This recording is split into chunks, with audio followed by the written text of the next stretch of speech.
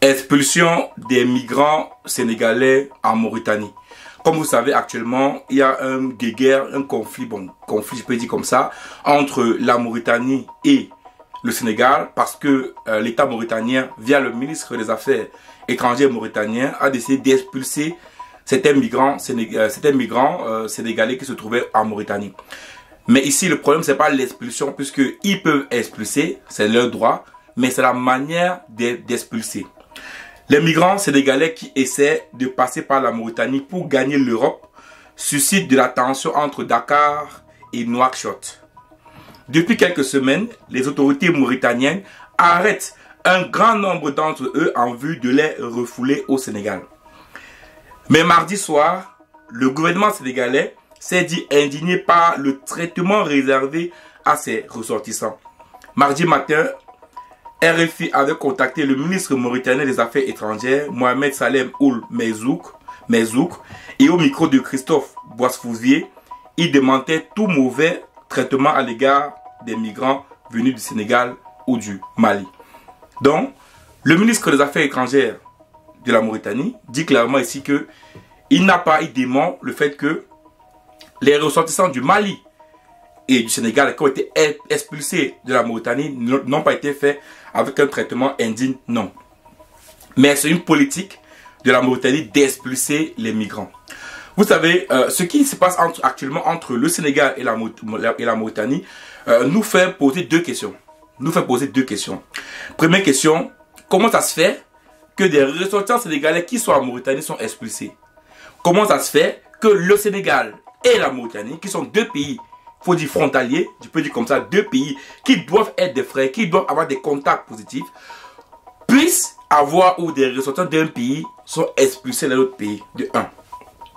De deux, il nous parle ici des migrants sénégalais comme quoi qui sont en train de vouloir traverser pour arriver en Europe. Et donc la question que je me pose est de savoir, est-ce que le gouvernement mauritanien est subventionné ou est aidé financièrement par les Européens pour éviter à ce que certains ressortissants de la Mauritanie, du Mali, non pas de la Mauritanie, du Mali et du Sénégal doivent être expulsés dans leur pays en Mauritanie. Donc ici la question est où? Est-ce que c'est l'Europe qui est derrière ça? Est-ce que c'est l'Europe qui finance la Mauritanie? Parce que oui, quand on pose la question comme ça, les gens peuvent penser que non, c'est impossible, mais vous savez, dans les diplomaties et dans les coopérations internationales, il y a beaucoup de choses qui se passent. Donc peut-être ça vient de la France, ou tout simplement ça vient du fait que l'État mauritanien ne veut réduire des migrants sénégalais dans leur pays. Mais le problème, c'est pas là. C'est qu'on écoute également des personnes qui sont dans le territoire et qui parlent, ils disent clairement que la Mauritanie également ne facilite pas les séjours aux ressortissants sénégalais qui sont en Mauritanie. Ça veut dire, ce n'est même pas un problème d'expulser parce que vous savez, de migrants. Vous savez, des fois on prend un problème et on le met sur un cas précis. C'est-à-dire on dit, le problème c'est la migration en Mauritanie. Il y a trop de migrants, il faut diminuer la migration. Et pour ça il faut expulser tous les ressortissants maliens et sénégalais qui sont en Mauritanie. Mais souvent la vraie cause n'est pas ça. La vraie cause c'est qu'ils ne veulent pas, ils ne veulent plus qu'il y ait autant de Sénégalais dans les territoires. Vous savez, la Mauritanie également, c'est un grand pays qui n'a pas beaucoup de population. Ils sont entre 5-6 millions de population. Ils ne sont pas très nombreux. Et donc, vous savez également qu'ils ont retrouvé dans la frontière entre la Mauritanie et le Sénégal des gisements de gaz et de pétrole qui doivent être, bien sûr, c'est pas comment dire ça, exploités par ces deux pays de manière conjointe. Et donc, normalement, on s'attend à ce que ces pays doivent avoir une très bonne relation. Mais on se refuse du fait que les Mauritaniens expulsent les Sénégalais.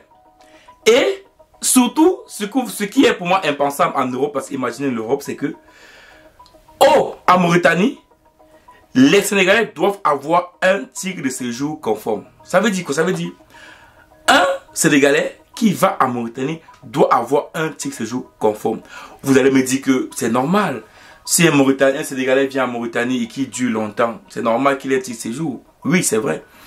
Mais, de notre côté, n'oubliez pas qu'en Mauritanie, ils ont une politique migratoire, une politique de titre séjour qui fait à ce que ils ne veulent pas donner assez de titre séjour aux populations sénégalaises. Parce qu'ils ne veulent pas arriver à un niveau, oui, où les populations étrangères du Sénégal et du Mali deviennent de plus en plus nombreux dans les territoires et qu'on a un grand remplacement à la Z, à la Zemmour. C'est-à-dire un grand remplacement en Mauritanie.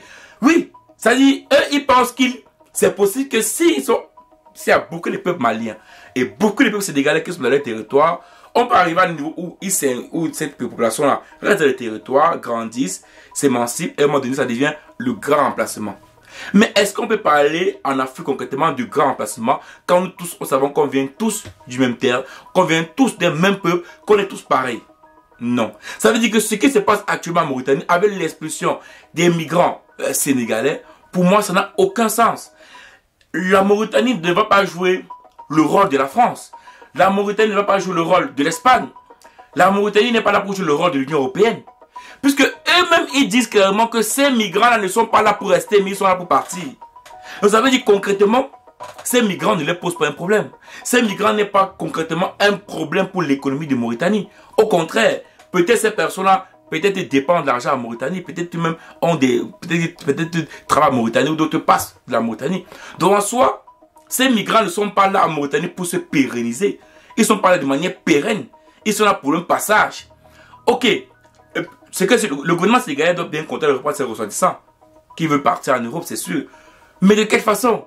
Mais de quelle façon? C'est pourtant que, par exemple, les Mauritaniens doivent pousser les Sénégalais de manière inhumaine? Non. C'est vrai que la Mauritanie refuse cela. Mais est-ce que c'est vrai? Est-ce qu'on peut croire à ça? Est-ce que vous pensez que les Sénégalais peuvent le dire comme ça? On a vu, par exemple, des personnes qui travaillent pour l'humanité dit qu'il y a même des Sénégalais que même pour faire pipi, ils doivent payer. C'est-à-dire que des personnes qu'on prend pour refouler et pour faire pipi, ils doivent payer. Ils doivent payer. Vous pensez qu'elle le raconte autrement au hasard? Non. La Mauritanie est tout simplement en train de vouloir faire le même business qui se passe en Libye. La Mauritanie est tout simplement en train de vouloir faire le même business de migrants qui se passe en Libye. Écoutez bien. La Mauritanie est tout simplement en train de vouloir faire le même business qui se passe actuellement en Libye.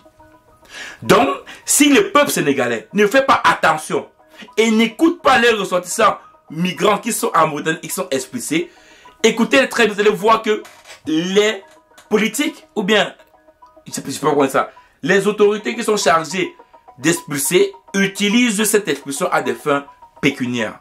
Ça veut dire que il va commencer à avoir du business de la migration en Mauritanie. Je vous dis bien, il va commencer à avoir du business de la migration en Mauritanie. Et donc, il est important ici que le gouvernement malien et le gouvernement sénégalais ne prennent pas ces choses à la légère. Parce que ça va finir par devenir quelque chose de grand. Parce que ça va finir par devenir quelque chose de grand. Parce que tout simplement, tous ces ressortissants sénégalais et maliens qui sont expulsés, qui sont rejetés chez eux, certainement sont faits par les autorités qui utilisent leur faiblesse pour pouvoir prendre de l'argent. Vous savez, les politiques, en général, s'attaquent toujours aux faibles. Vous allez constater qu'ici en Europe, par exemple, les politiques s'attaquent toujours quoi? Aux immigrés, aux retraités, aux chômeurs, aux personnes qui sont sociales. Voilà. On s'attaque toujours aux plus faibles. C'est comme en guerre. Quand tu es faible, on s'attaque à toi. Ça veut dire quoi?